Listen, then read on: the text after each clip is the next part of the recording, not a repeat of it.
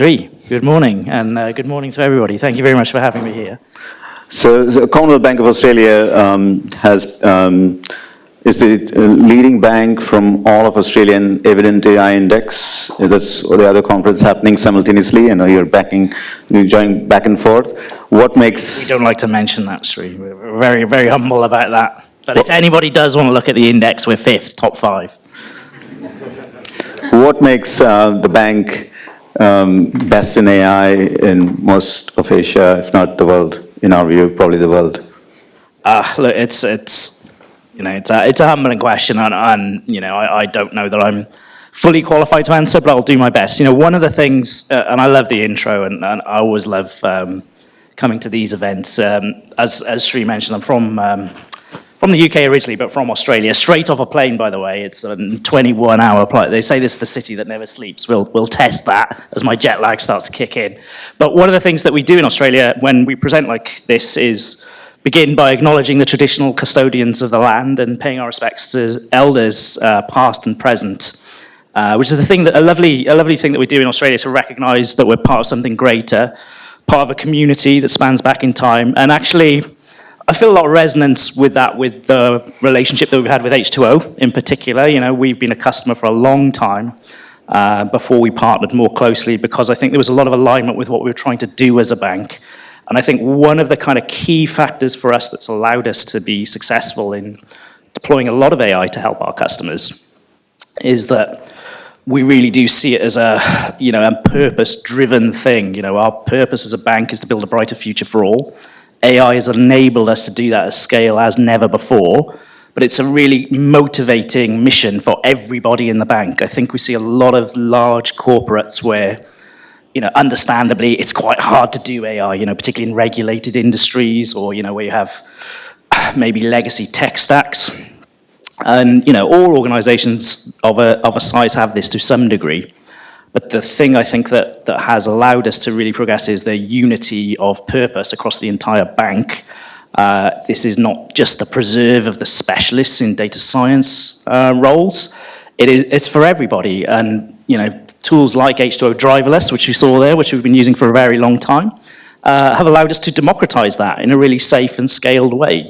We don't want a few people doing really cool things. We want everybody in the bank to have the power to... If you've got an idea about how to help a customer, you need to be able to execute that. And so I think of all the things that's really kind of helped us to plow through, the difficulties of getting AI at scale in a large organization, that commitment to purpose is the thing that really drives us, and I think has helped us to have some success. Most organizations are centralized in, so you call yourself the chief decision scientist, right? So the CDAO's office exists in most of my customers.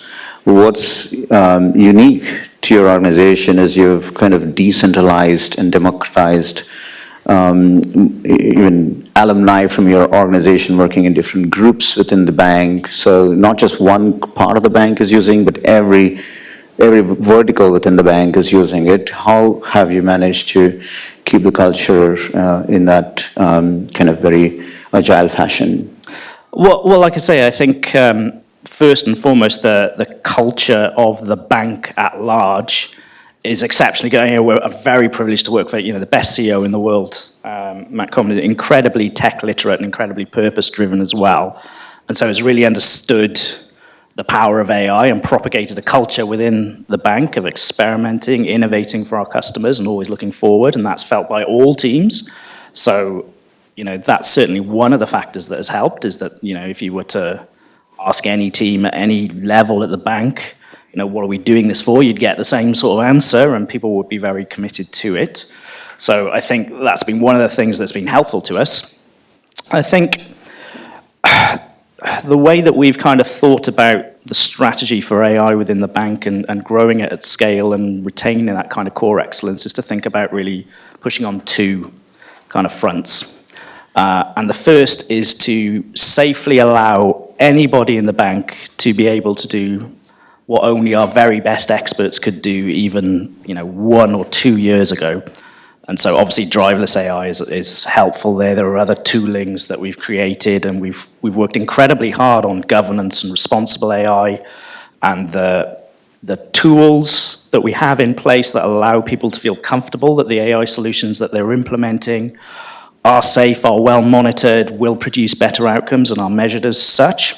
And so that is incredibly important because that gives us scale. Suddenly we have 40,000 people plus who have access to the ability potentially to change customers' lives through the power of AI.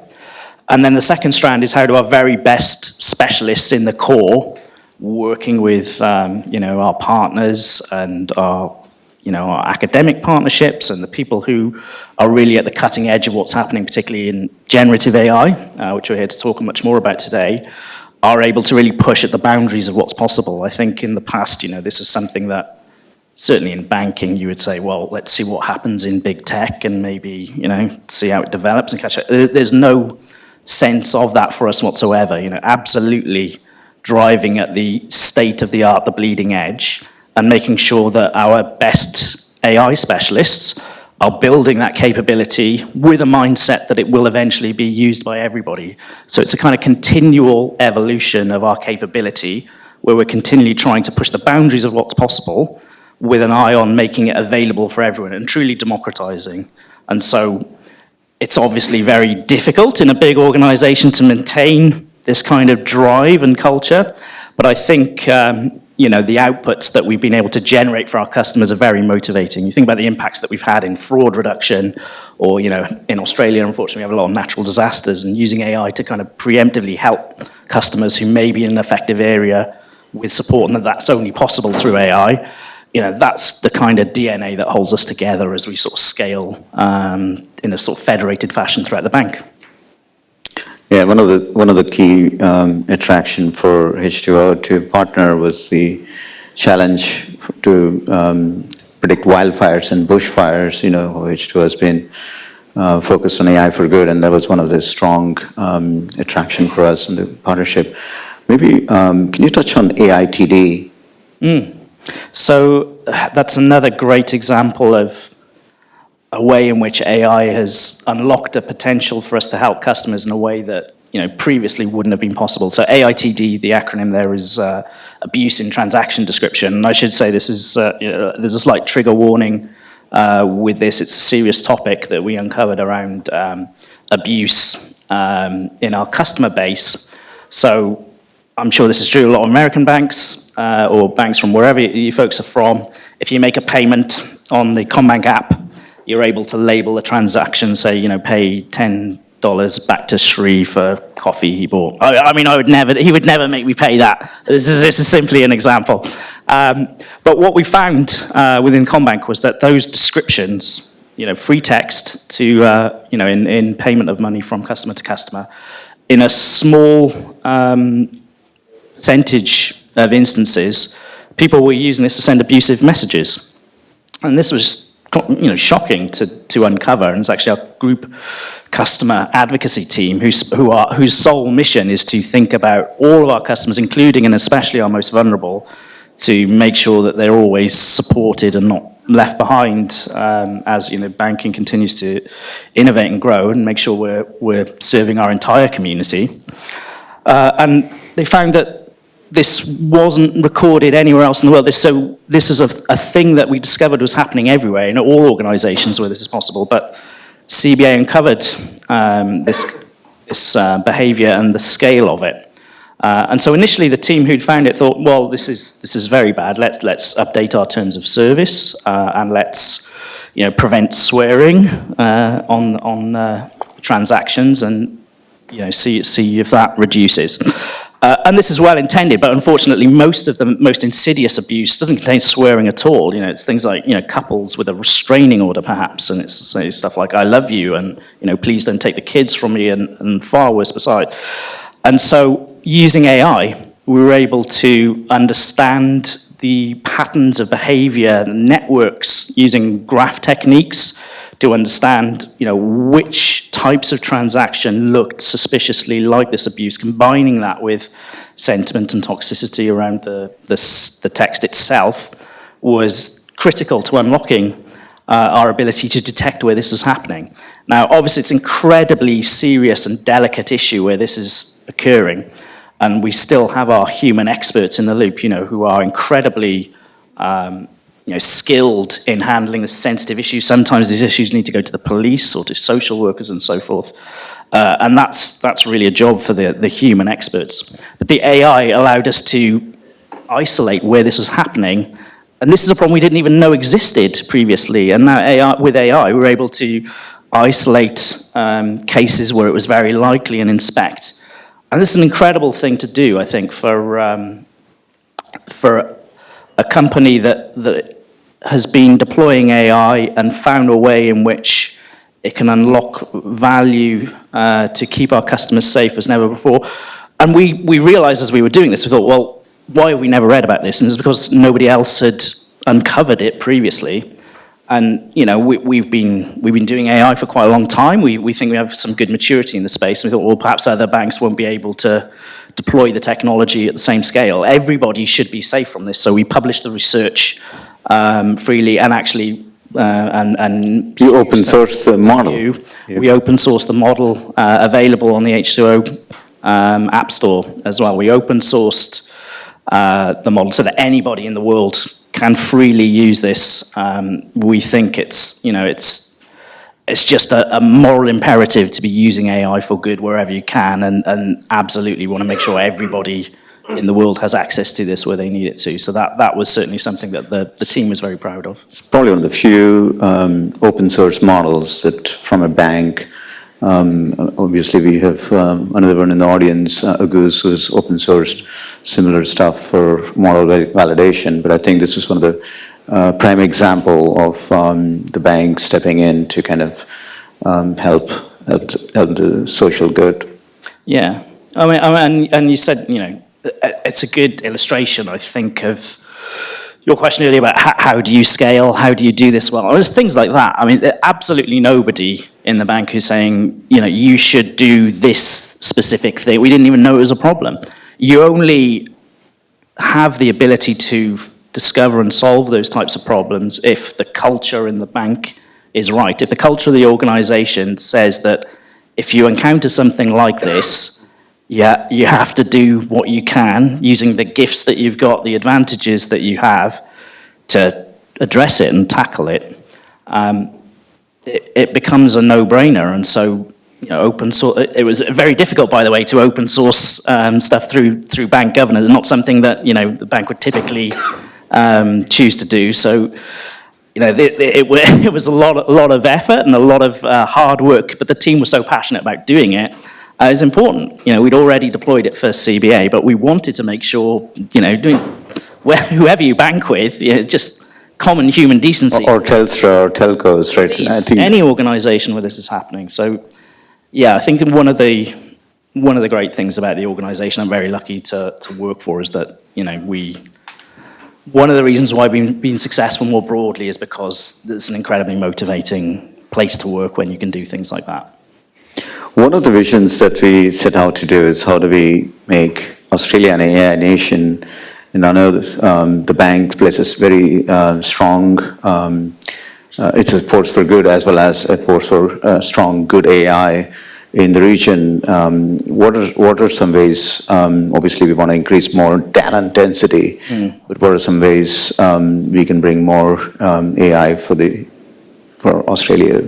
Yeah, we think about this an awful lot. I mean, obviously, the first and most obvious thing is in the broader community and ecosystem. We are privileged to have in Australia a number of wonderful universities. So the graduate programs that we've instituted have been, incredible in sort of bootstrapping Australia to be an AI nation. We went from a couple of years ago to having a single data science graduate to having, I think we had 75 in one go, which is an enormous undertaking for us to go at scale. But we knew this was going to be important for the nation. So we're continuing to grow huge graduate programs across our, if you include engineering and other disciplines that are important in the AI value chain, that we're investing a huge amount in kind of younger talent coming through academia, and also we obviously partner with those institutions in various other ways, sponsoring people to do research and those things as well. Another, I think, which is not really I think done enough in the industry is education. You know, I mean, as you can tell from the chat, incredibly passionate about what AI can mean for good, and I think all of us here already get this. But when I, talk publicly about AI, a lot of what I'm encountering are people who, understandably, are nervous about AI, worried about what it may mean, and so talking publicly, frequently, about why we think it's important, what we think it will mean, how we scale it responsibly, how it can help customers avoid fraud or scams, how it can make their lives better. It's incredibly important to do those sorts of things. So there's a big part of what we do. Education. I mean, even within the bank itself, we have a very consistent and meticulously thought through program of AI education. It happens at 3 levels. So the first is at the executive level. So our CEO, I've already mentioned, Matt, who's incredibly supportive and visionary, really, about AI and what it can mean. He and his executive leadership team invited me to provide education on AI over a period of weeks, after work for several hours, several times. I think we ended up doing 10, 12 hours worth of direct AI education, from fundamentals through to some of the most advanced stuff that we were doing within the bank, to create that awareness of what's possible. And we cascaded that leadership AI education throughout all of the leadership teams of the bank. So I've done this many, many times now, and it's fascinating. Every time you do it, you get different questions and perspectives. And we do this so that the people who are leading teams understand the art of the possible and are inspired by that. We also have very advanced training at the other end of the scale. We have H2O boot camps, for example. We've had 900 people, I think, go through H2O boot camp to be able to use the tooling at a more advanced level. And that's been very productive for us as well. But we also have AI for all. So we provide a simplified version for anybody to be able to use. I know a few people here will work for a large organization like a bank or something else, where you have this thing called mandatory learning. And so the bank, to make sure that you understand policies on, whatever it may be, will make you on a, maybe a quarterly, half-yearly basis, whatever it may be, go on the system and learn about a particular policy and pass a little test at the end to attest that you've understood it. And we created a program of AI education like that, just very, short bites, not mandatory. And we've had to date, I think, 36,000 people who have used it, such as the appetite for learning more about AI. Now, all of those bits of education are at different kind of levels of, technicality, but the language is consistent throughout all of them. And it's just really helping people to understand what the art of the possible is with AI, to myth bust, to get a clear sense of how it might work, how it might be helpful, and what the terms mean. And by demystifying AI in the broader Australian ecosystem, we think that can really help people to embrace the possibilities of it. So there are a number of different ways in which we're doing it, but I think education has been a real key unlock for us. You recently replicated one of the practices you uncovered actually in the bank. I think Krish Swamy is in the audience from Citizens Bank, and he ran a redux of the CMO versus the COO with driverless AI or AI tools and tried to build. I should have licensed it. Yes. So this was this is not rocket science, people. People in senior executive positions tend to be competitive, as it turns out. And so we created a way to, deliver an engaging way to bring to people who hadn't previously. I think we called it the Jerminator, right? I don't know if we did call it I hope we didn't call it the Jerminator. I certainly didn't. But the idea was that we would take 2 of our group executives. So in our case, I think it was the CMO and the COO, and we took a customer problem, and we wanted to have them in the driver's seat. To be able to create their own AI models based on data that we provided, and we gamified it a little bit. We said which data attributes do you think are likely to be predictive of this particular I think in this instance we had a special discount available for a partner that we had, and we want to create an engaging offer for customers. So which types of customers do you think are going to be most responsive to this offer? And obviously they both, experts in the field, but the marketing person won with their knowledge of what would appeal to different customer bases. But there was a little bit of fun to gamify it and have them sort of choose the data set, and then let H2O drive to say, I create a model and see which was the most predictive, and then deploy that actually to real customers. And we could track it throughout the week and see which one was generating the highest response. And by doing it in that way, you you do several things. The first is, you showcase that this is now something that is within the grasp of people who don't have advanced PhDs in computer science and so forth. The second is that you make it really real. You have a genuine customer impact off the back of it. I mean, we genuinely uplifted substantially, both models did, the number of customers who got to benefit from this offer because we made the campaign more targeted and personalized way. And the other one was just in terms of the way in which they felt part of that process and felt like it was something that was going to unlock what they were doing already. They understood it. It was grounded in the work that we do to help our customers. And by doing it in that way, with these high-profile people and having a little bit of fun about the competition elements of it, captured the imagination of the organisation. So we were sort of tracking, day by day the graphs and who was going to win. Had a little bit of fun with it, and I think it's always important to have fun at work. We call it, this will be fun for a reason. Yeah. I think that one of the things I realized after the ELT training that where we paired Kaggle Grandmasters to some of the senior leaders is the type of questions they get from this CEO down. Everyone is just next level of depth of questioning and answers and I think what key kind of, obviously Matt's super hands-on, as is Angus. Are there things that we can cross-train, right, to other organizations, such as my banks here, or customers, and what are the ways we can cross-pollinate some of the best practices from down under? Yeah, even taking back your experience with NatWest, for example.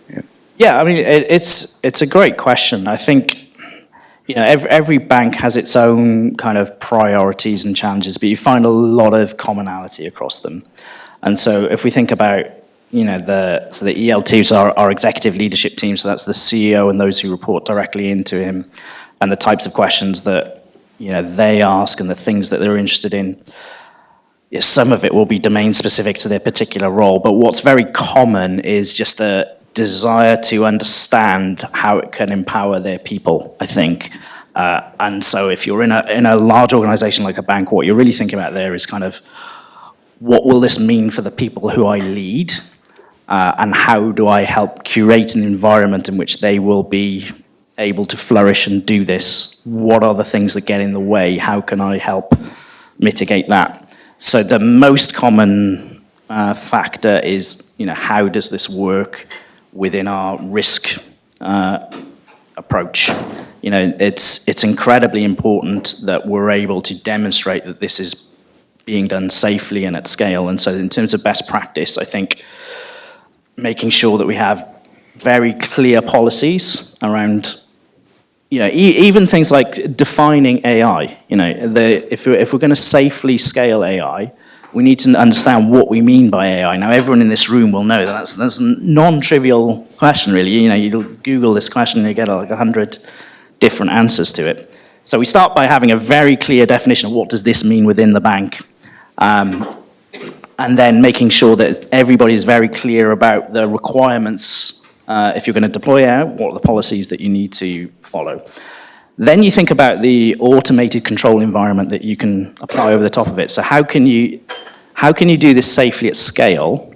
The answer, in part, is making sure that you have a technical environment in which if the model drifts or if the data doesn't show up on a particular day, you have controls in place that will automatically detect that and fall back to an acceptable alternative.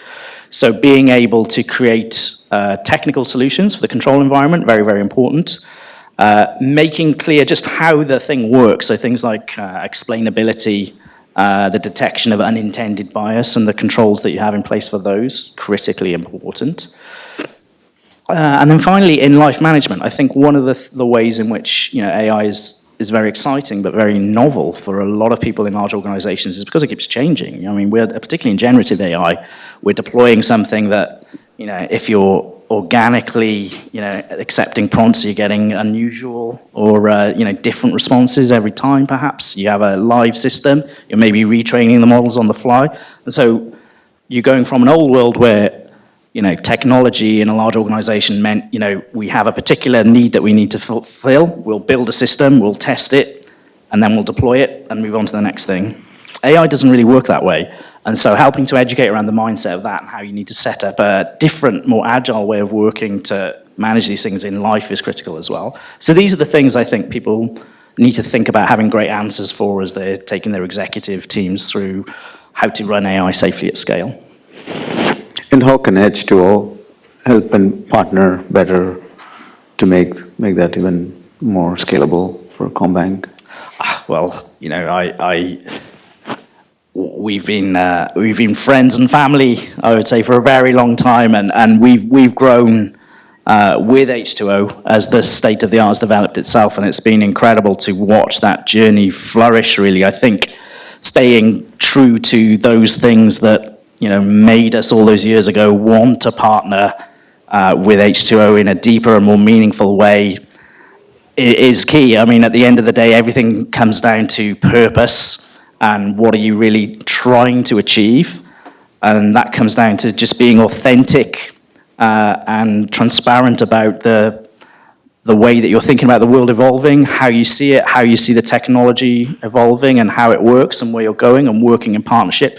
H2O has always been an incredible partner for us on that. I mean, there is absolutely no way that we would be, ranked 5th on the Evident Index were we not partnered with H2O and their expertise helping us to unlock the power of maturity. So just keep working in partnership with your customers in the way that you do, and I think, success is inevitable. Well, we feel privileged to be a part of your journey. And I think one of the things that struck with us is the bank's a co-creator in our journey.